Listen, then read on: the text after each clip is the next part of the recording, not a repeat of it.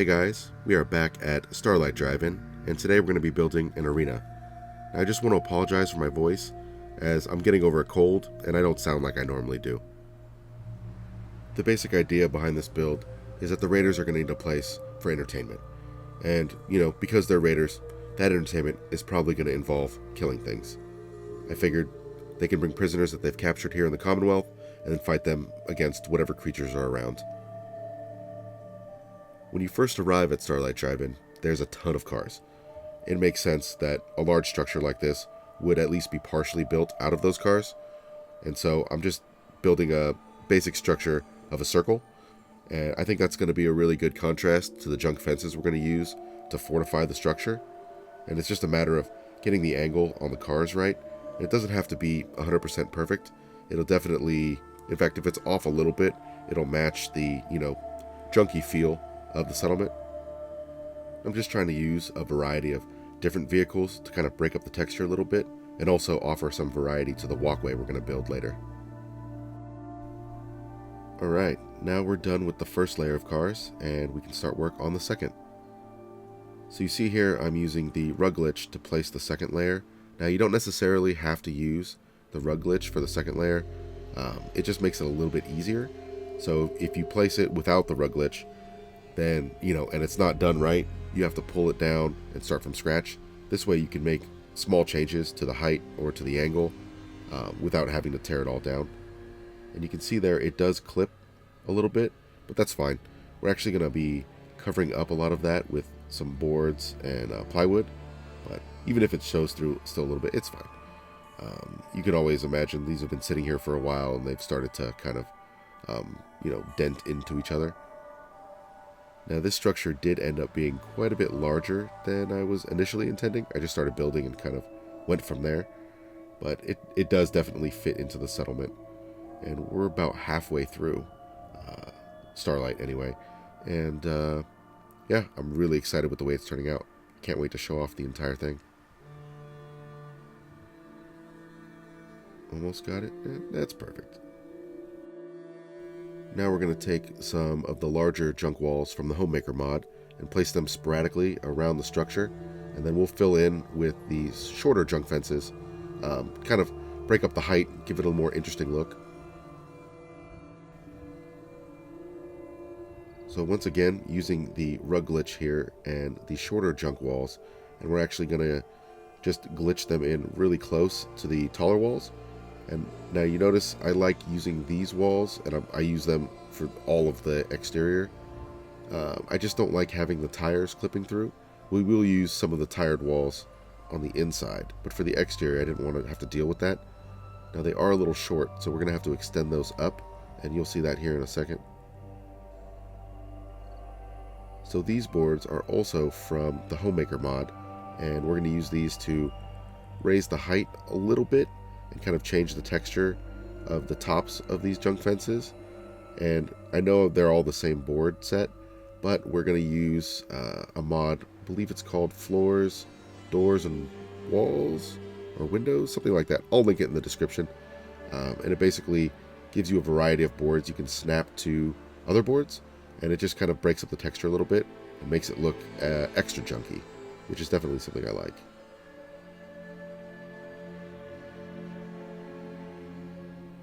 So here we go, I've already added some, and you can see there it just really changes the texture and the way that looks. And then we're going to fill in some of those gaps. I like to leave a few gaps there, kind of adds to the thrown together nature of the structure. But you can see here, using these same boards that I used for the Raider Bank, which is actually just in front of us there, to fill in some of the gaps. And you can see there, the collision's pretty forgiving. What was getting in the way here is the placement of the pillar. So you'll see me having to adjust it a bunch. Forgetting about supports for the wall there. Almost got it. Perfect. Yeah, that looks pretty good. I may have overused those boards. Time for some viewing platforms. So you can see here I'm using two pillars It just was one pillar just wasn't tall enough, and two pillars works just the same. The idea is that these viewing platforms are resting on the cars. We are going to add some extra support, just because it didn't look quite right. And you can see me here struggling a little bit to get that straight. But once you get the first one in, the second one just snaps into place. And there we go. Now we're going to add some supports from the barn tab. I really like using the barn tab because I like the wood pillars. They have a really good weathered look. And they don't really match with the other wood, but, you know, they're scavenging this stuff from all over, so it doesn't necessarily have to match. Still, it looks okay. And it has a good contrast with the truck there. I could not get this pillar in place at all, but you're barely going to see it, and it's fine. Most of these back supports you actually don't see at all. It's more or less for my own crazy brain. Looking pretty good. Now, the walkway across the top gave me nothing but trouble. That's probably the single longest portion of this build. I really do like these, I guess, curved plywood boards that go in. They really make great ramps. And I believe those are from Thematic and Practical. Again, one of my favorite mods. But just getting the angle right was just a pain. Hours. I literally spent hours to get this to work. And there's, 3 or 4 of them on the walkway. We'll see in the final tour, but just trying to get the right height and the right angle. I had to tear down parts of the cars. I had to tear down the viewing platforms. Just a pain. But you can see here, they work just like the rug glitch. You know, it uses the collision of the bottommost board. And it was a matter of just changing the angle, removing boards. I ended up placing it on the car here without any boards underneath to try to get the angle right. And eventually it does get in, like, right there. Perfect. So something pretty interesting happened when I was finishing up the interior here. And I was definitely not expecting it. And you'll see here in a second, I used the wrong part. And look at that. Yeah, used the wrong truck. Well, I'm going to have to fix that. So the problem with that last truck was that it wasn't a static object. So when the junk fence clipped with the bottom of the truck and I jumped on it, it shot up in the air. What I should have been using was this truck from Thematic and Practical. It won't interact bad when things clip with it. Luckily, I can just use the rug glitch to slide it into place. And the main thing I have to remember is to line it up with the plyboard there so it can continue the walkway. I don't have to worry too much about it clipping with the, bottom vehicles because there's going to be a junk fence covering that part up anyway. Sweet. Went in pretty easily. And here we go. I'm really happy with the way this turned out. Not quite what I was expecting to build, but it ended up looking really good.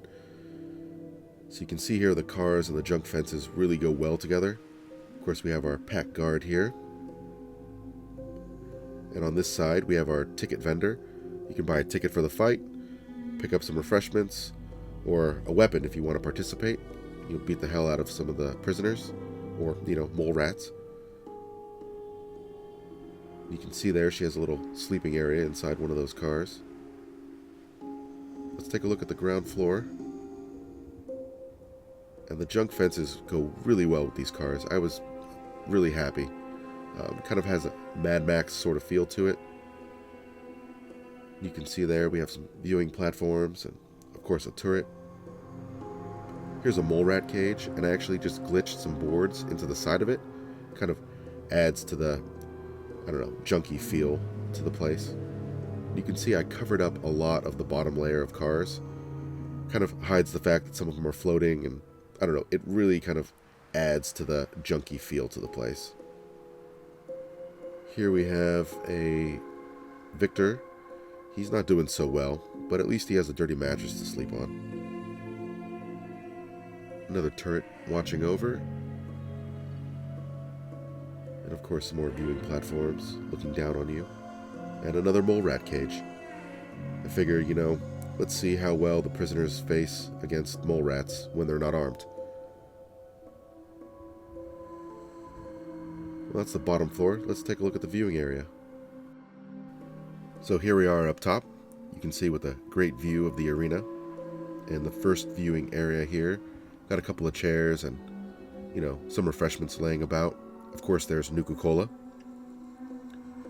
Go up the walkway here to the control station for the mole rats. You can see, of course, there's chems laying about. Now, my idea is that this is a pack-run facility. Now, there is an operator presence here, mostly because of the caps, and they control the bedding side, and the pack control the actual fighting side. So you can see there, if there were mole rats, that would be the switch that released them. I'm really happy with the way these walkways turned out. As a pain in the ass as they were to build, they look really good. So we come across here to the main viewing area. You can see has the most comfortable seating, and of course the largest variety of refreshments, and the chems, of course. That is a cool couch. This place really did come together really nicely.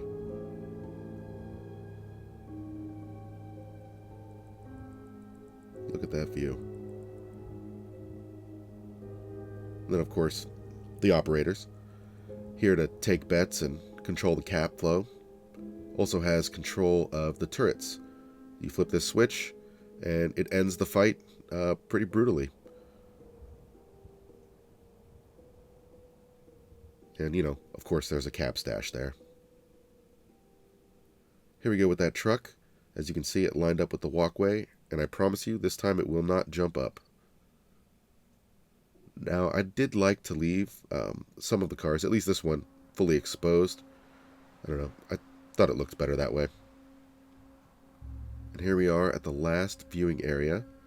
And you can see here, more chems, of course. And I love those barrels. They have cast some really cool shadows at night. Or, well, during the day, too, you can see there. Of course, my favorite chair. I love the ghoul chair. Awkward to sit in, but it looks cool. Alright, well, if you enjoyed the video, go ahead and leave a like. Subscribe if you want to be notified when my next video goes live. There's still a lot to do here at Starlight.